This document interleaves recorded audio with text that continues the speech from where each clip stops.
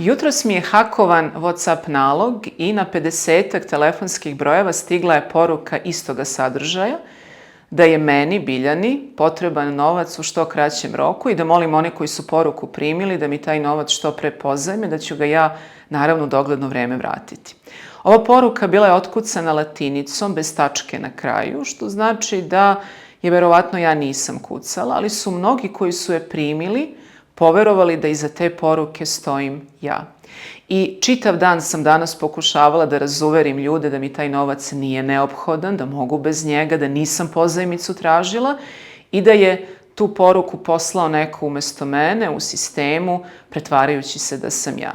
I hakovanje kao fenomen zapravo nije ništa novo u našem svetu. Verujem da se svima to makar jedan puta u životu dogodilo.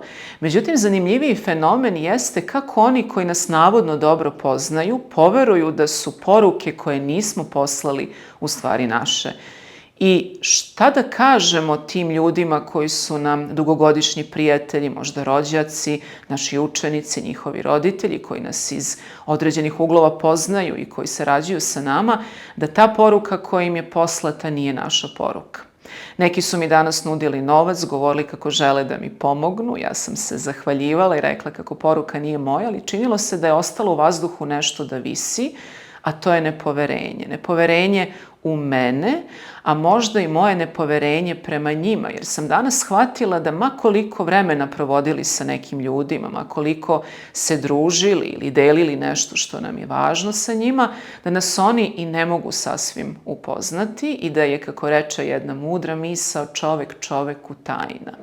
No još se nešto krije, rekla bih, iza ovoga fenomena, da mi danas čini se znamo mnogo toga i da su nam informacije dostupne svugde, ali da nismo sposobni da razlikujemo istinu od laži. I ovo danas što se desilo je po mome sudu ovo ponajviše razotkrilo. Dakle, očigledno smo,